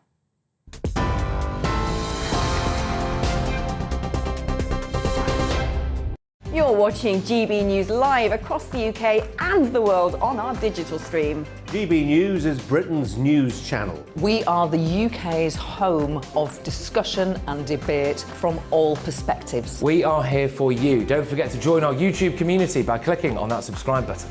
And if you want the GB News app, you can click and catch up on programmes anytime. We love to hear from you, so email us. gbviews@gbnews.uk. Thanks for being part of the GB News family. My name is Andrew Doyle. Join me every Sunday evening at 7 p.m. for Free Speech Nation. This is a show where we address current affairs and news stories of the week with the help of two wonderful comedian panellists. I brought in comics because I want to give it a lighter edge, and also they work for less. See you there.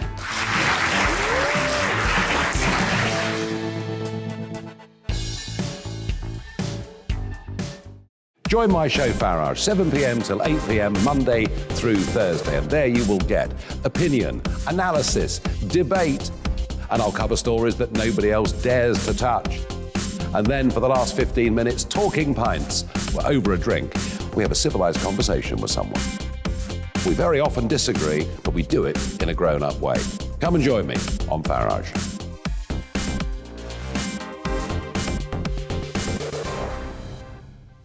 I'm Colin Brazier. I've reported from more than 70 countries around the world, covered wars from Afghanistan to Iraq, from Lebanon to the Balkans. I'm trying to bring that experience, that feel for events, to the studio. And something else. I'm ready to give an opinion. Today's stories with a spark. Brazier from 8 p.m. weekdays on GB News.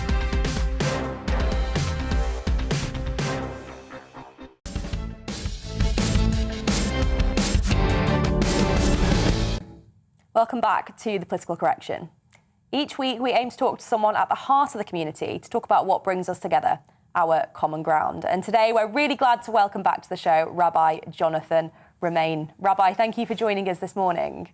And I understand one of the first things you want to talk to us about is football. Yeah, I was gutted yesterday not to be able to see one of the greatest teams in the world, which is obviously Reading Football Club, which is my local team. I'm a season ticket holder there. And of course, it was one of the many, many matches that were cancelled because of COVID. And I don't know, somehow it brought it home much more when we're used to so many other things, being restricted. But somehow, the Premier League and so many other football matches just being cancelled and, our Saturday afternoons being ruined and our travel plans being altered. It really sort of, as I say, brought it home.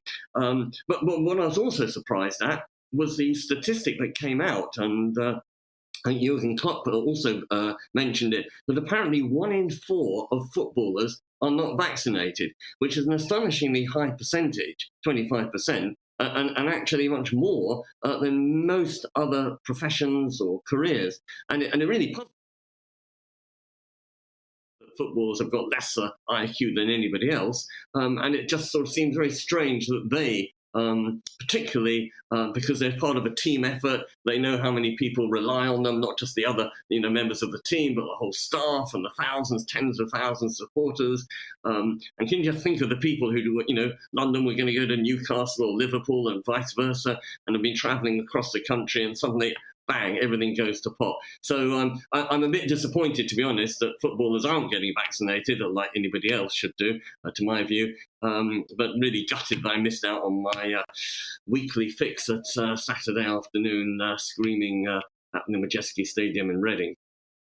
What would your score prediction have been? That's my big question. Well, obviously we would have won 9-0. I mean, I'm even surprised that you even bother asking such a question. But there we go. Well, to be honest with you, I would have settled for a score draw. Jonathan, your point about footballers not getting vaccinated is absolutely right. And the reason is very simple. They're worried about myocarditis. They're worried about the heart condition that does come as a side effect of the vaccine. And some, statistics out last week. Moderna, for example, the Moderna vaccine, and it shows per million the number of people suffering heart side effects may be very small. And I absolutely understand that and get that. And this is not an attempt to fearmonger.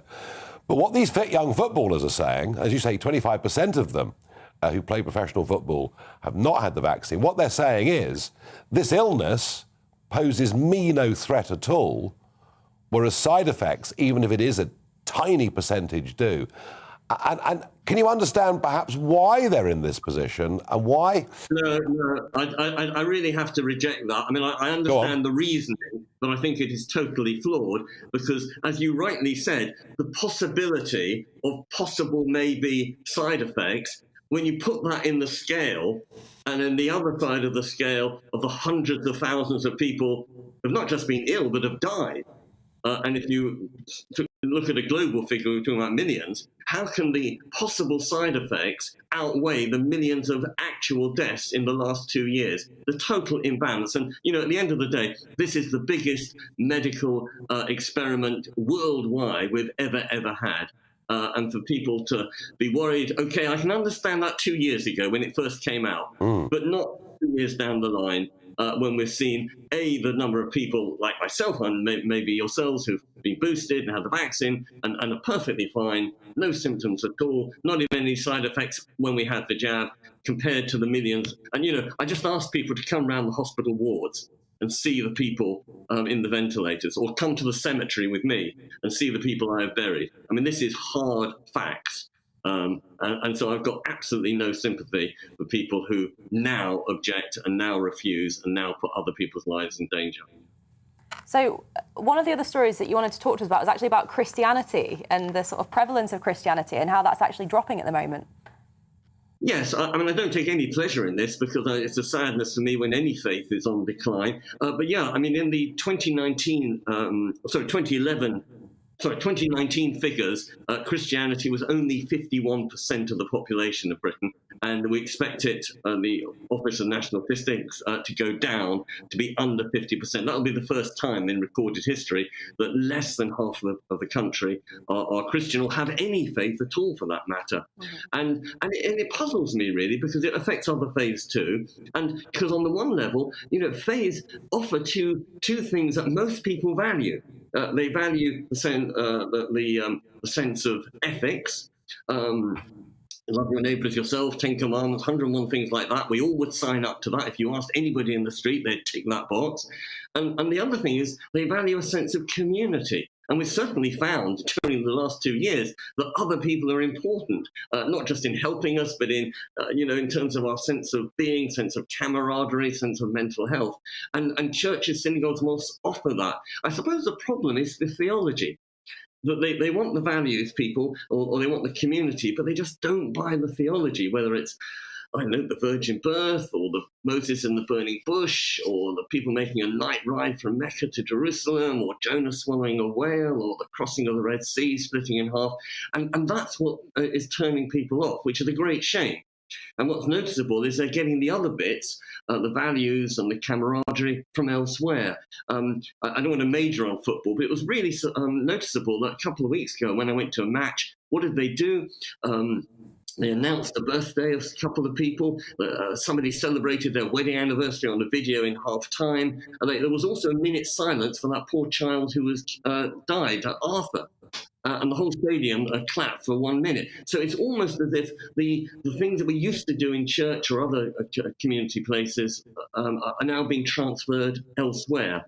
And you'd almost expect humanism to be on the rise, except that it doesn't offer that sense of communal structure. It doesn't offer the personal rituals that unites a family or gives a person meaning. So I don't think humanism is going to step into the breach. But it's a shame for society as a whole, I think, if one of the binding forces, which certainly the church has been, now disappears and there's nothing to fill the vacuum. Mm-hmm. So, Rabbi, if I can pick up on that, is one of the problems for the church generally not the fact that some of their proponents are actually embarrassed to evangelize? And of course, if they don't evangelize, then people will fall away from the faith. That's possibly, although, many of my clergy friends would say that they spend their life evangelizing and, they work bonkers hours and do wonderful things. I think it is that people just don't buy the theology. Plus, of course, one has to say, and this may apply more to the Catholic Church and the Church of England, all the sexual scandals have turned people off. Now, I know those are individuals, rogue individuals, and you can't judge a faith, but unfortunately, there have been so many rogue individuals, people have said, there's something wrong with the institution as a whole. Yeah, indeed. And I know that you wanted to talk then, Jonathan, about the Pope as well and what he's been saying about sin. Yes, in fact, he made a fascinating comment, which sort of ties in with this, where he said sins of the flesh, in other words, sexual sins, are not nearly as important as other sins, and particularly those that sort of hurt other people. And in a sense, although some people have said, "Oh, this is revolutionary," it's sort of very much part of a pattern of what he's been doing over the last few years. For instance, he's refused to condemn homosexuality, and maybe it ties into this thing that the Catholic Church and maybe the Church of England have really sort of found themselves out of sync with the population at large, and including many of their own flock, because of their attitude to sex. I mean, whether it's abortion or contraception or being gay and lesbian. And there's a really big gap between what the church is saying and what members of the public, including the faithful members of the public, are practicing. And I know, again, my clergy friends are really upset about this because they feel, look, the church isn't about sex. It's about good deeds, it's about the gospel, it's about promoting Jesus, it's about charity, it's about loving your neighbour as yourself. But somehow they feel that all the emphasis, at least in the public sphere, is about the sexual identity.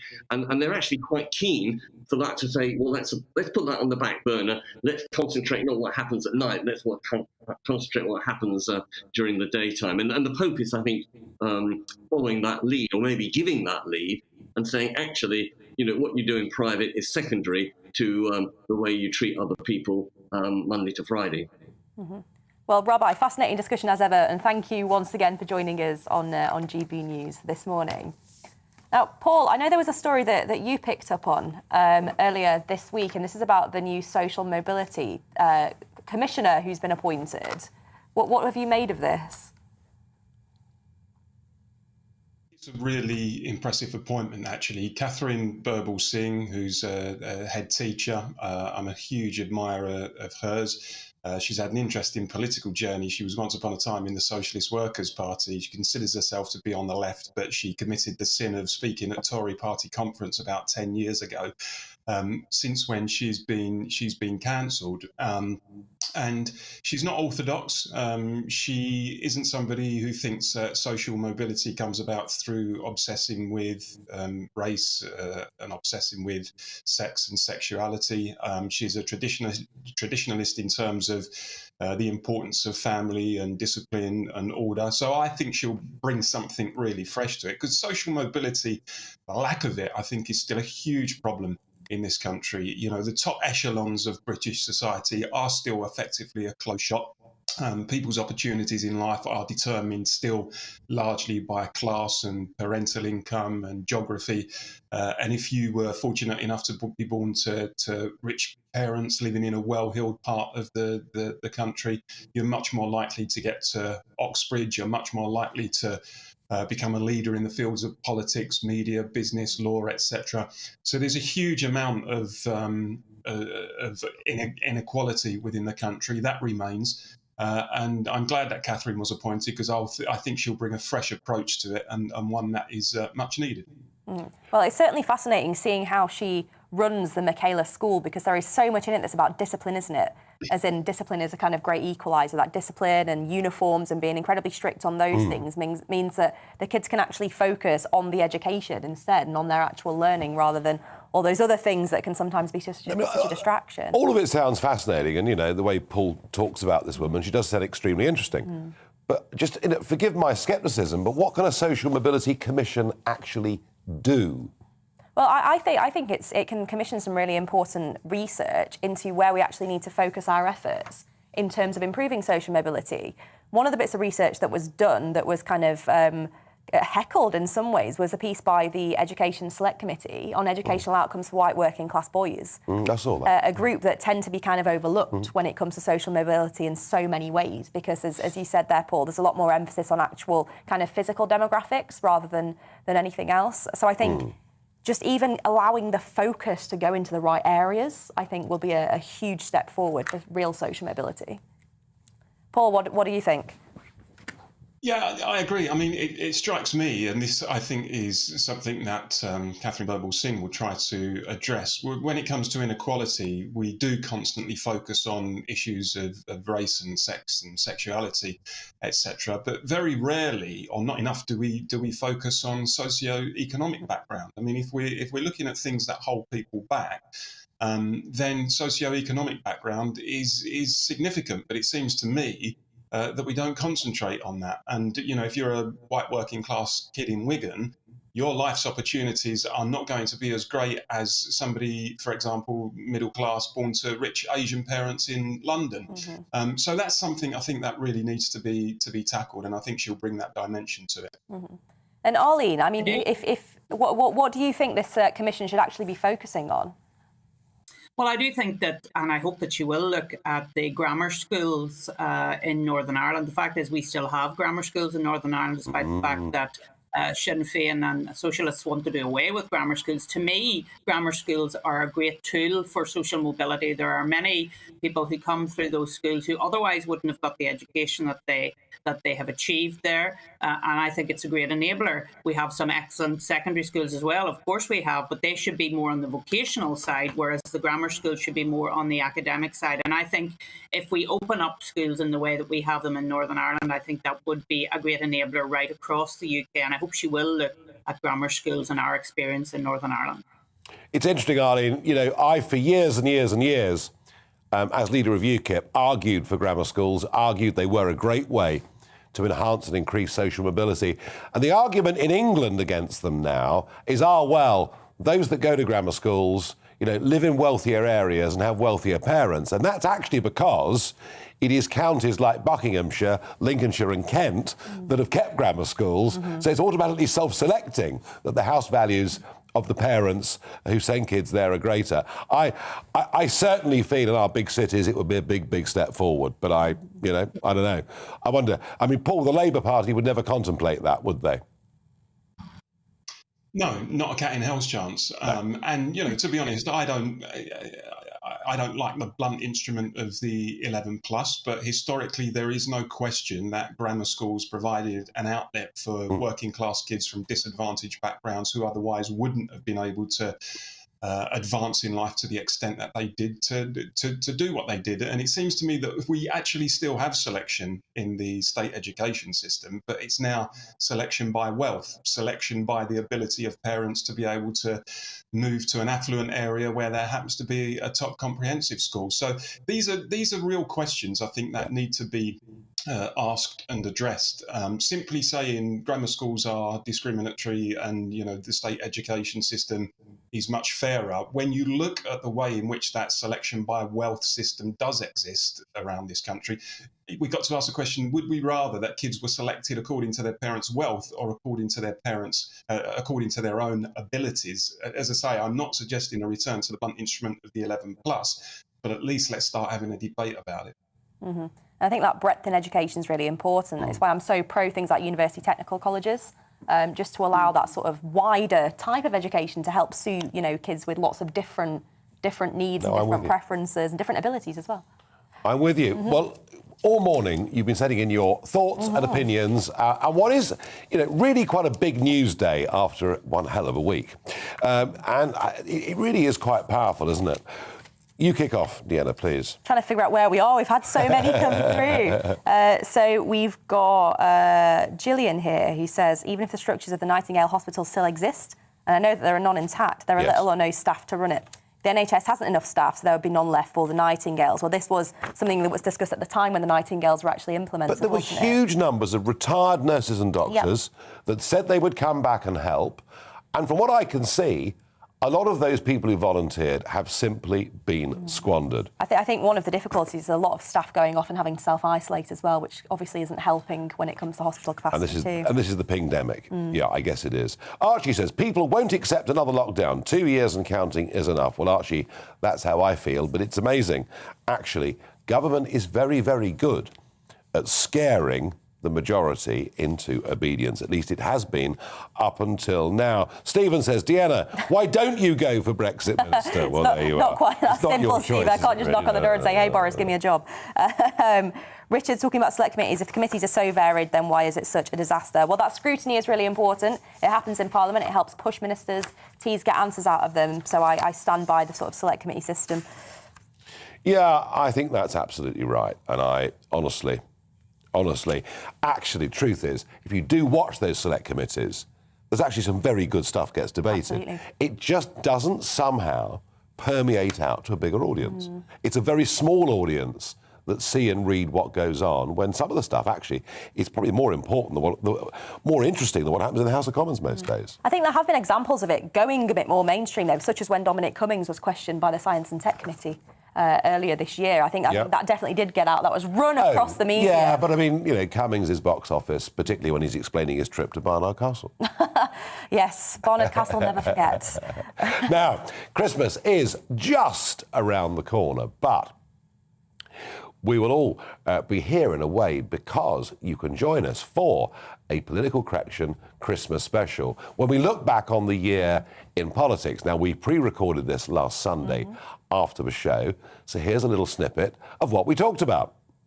This time next year, Arlene, will Boris Johnson still be Prime Minister? If his colleagues decide that he's still an electoral asset to them, then he'll remain. If they decide he's more of a liability, then things will change. If they are found breaching the same rules that they are drilling into other people they must abide by, what excuse have they got? Deanna? Difficult. The bigger you are question, compromised by not this. the bigger question for me, Nigel, is are we going to see a Nigel Farage comeback in 2022? More comebacks than Frank Sinatra and Nigel Farage. I'm just Joe Public sitting here quietly. Quietly? You never sit quietly anywhere. Well, it was as fun as it looks, the film, actually. So hopefully you enjoy it when it is played out across the Christmas break. And we'll wait for the next few days and we'll find out, is there another lockdown coming? It feels very much like there may be one. And quite how big it is, it isn't. We'll find out very, very quickly because any new restrictive measures have to be passed in Parliament, which realistically means, Deanna, you'd need to be back there on Tuesday or Wednesday. So my guess is, if this is going to happen, I sense we will hear it tomorrow. Or this evening. Or maybe even this evening. Maybe another Prime Minister broadcast. I just don't know.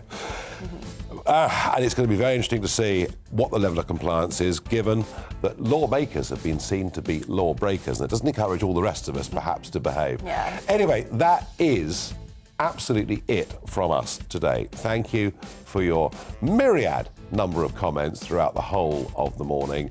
The Political Correction Christmas team are going to be back here next Sunday at 10 o'clock. Up next is Alistair Stewart and friends. And from all of us, please have a very, very happy Christmas. Have a good one. It's time to remind ourselves there's always another winter.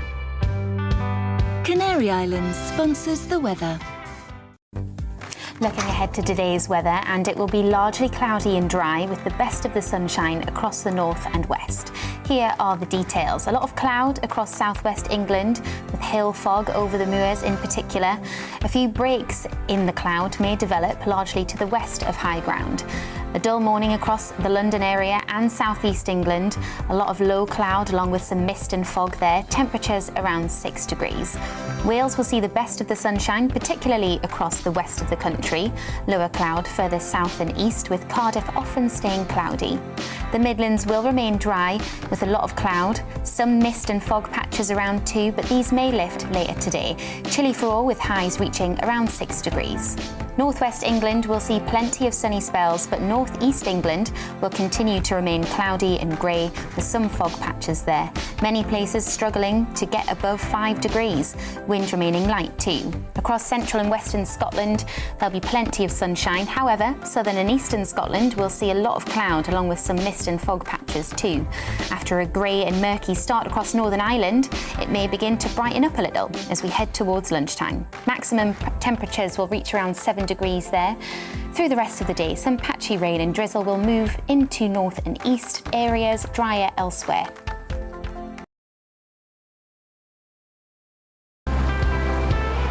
Canary Islands sponsors the weather.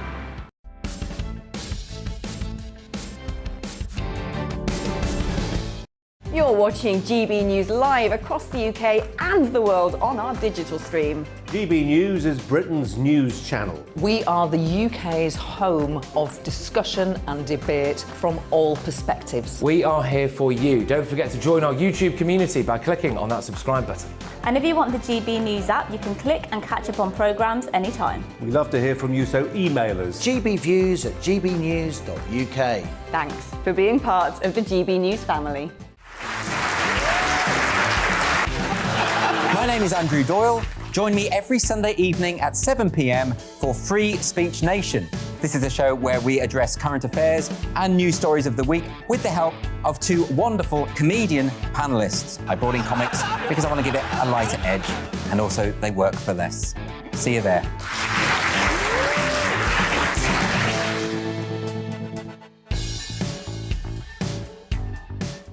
Join my show Farage, 7 p.m. till 8 p.m. Monday through Thursday, and there you will get opinion, analysis, debate, and I'll cover stories that nobody else dares to touch. And then for the last 15 minutes, talking pints. We're over a drink. We have a civilised conversation with someone. We very often disagree, but we do it in a grown-up way. Come and join me on Farage.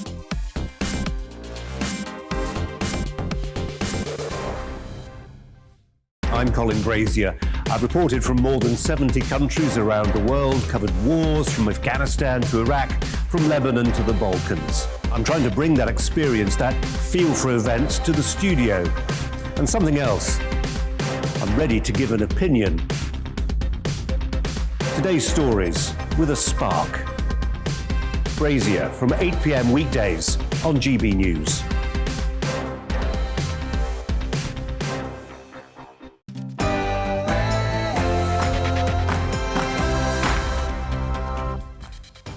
Hello and welcome. I'm Alastair Stewart, and for the next 3 hours I'll be keeping you company with the stories that really matter across the country. We've plenty coming up on the programme today. Now, we've been told for